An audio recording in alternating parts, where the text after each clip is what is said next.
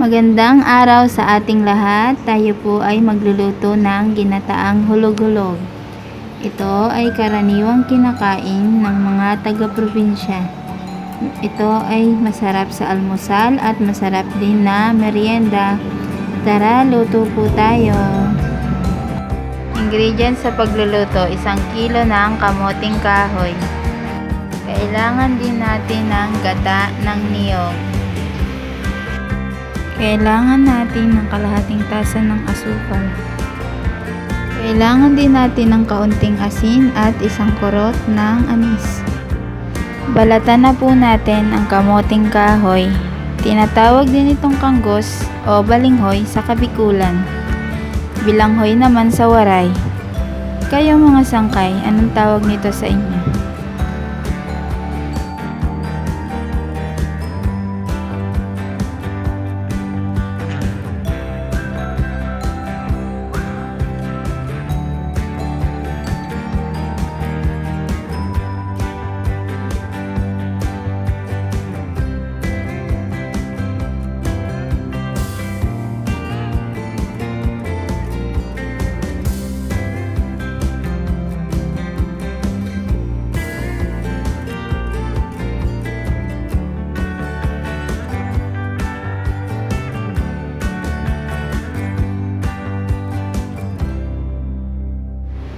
Pagkatapos po nating hugasan ng kamuting kahoy, gadgarin o yadyarin na po natin.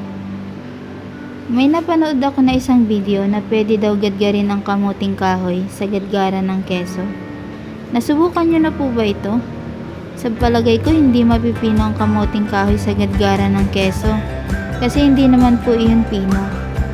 Alam po ba ninyo na pwede rin kayong gumawa ng sarili nyong gadgaran ng kamuting kahoy?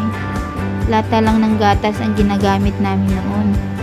Binibiyak lang po namin siya, pagkatapos ay pupukpukin, palalaparin, bubutasan ng pako, pagkatapos ginagawa ng tangkay na kahoy upang may hawakan. Dahan-dahan lang po tayo sa pagyayadyad kasi minsan ang mga kamay na natin ang nayayadyad at nasusugatan. Kailangan po nating maging maingat. Sobrang nakakasabik ang pagkain sa probinsya, kaya kahit nandito na ako sa Kabiasnan, gumagawa pa rin ako ng pagkain pang probinsya. Alam ko yung mga OFW nating kababayan sa abroad, namimiss din ang ganitong luto.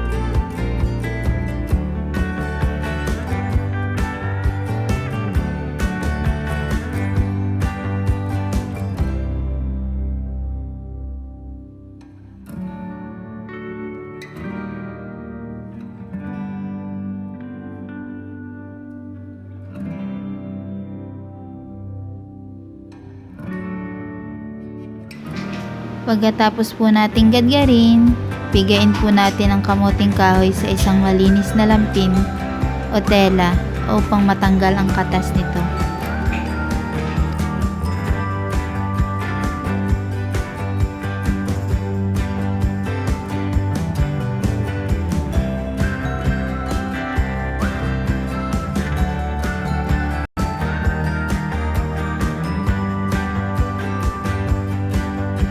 Pigain po nating mabuti para mawala ang pait. Kasi mapait po siya kapag hindi pinipigaan. Kailangan po talagang mapigaan.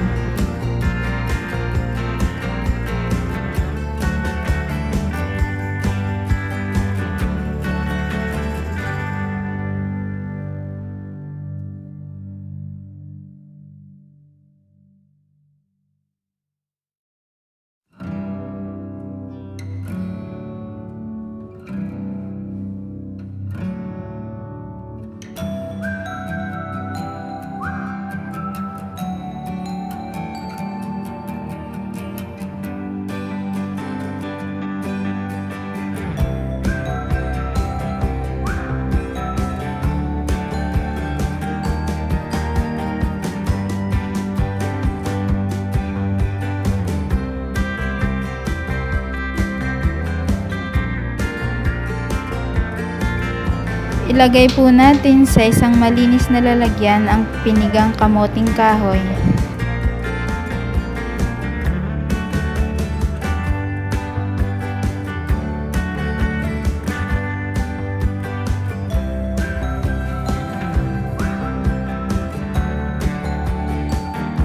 Pagkatapos ay magpakulo po tayo ng 1 litrong tubig para sa ating hulog-hulog.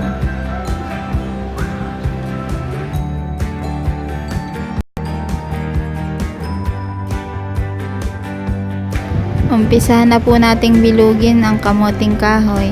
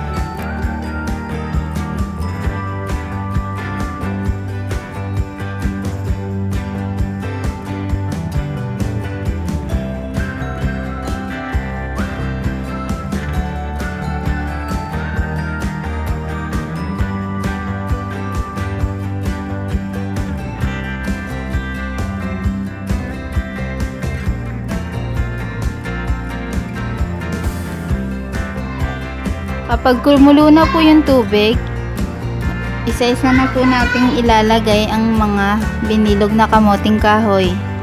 Kaya po ito tinawag na hulog-hulog kasi hinuhulog sa tubig.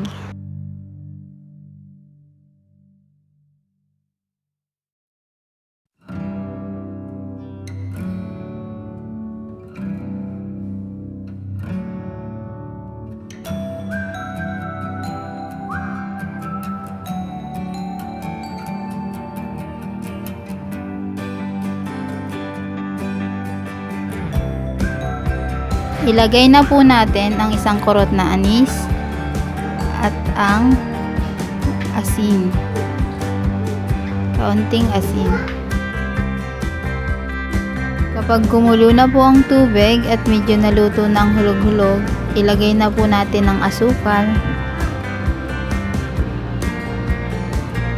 At isunod na rin po natin ang gata ng nyog.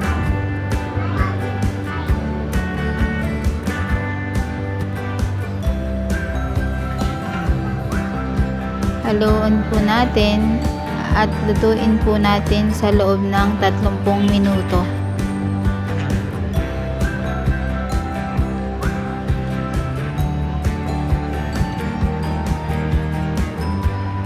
Huwag po nating tatakpan at pakuluing mabuti.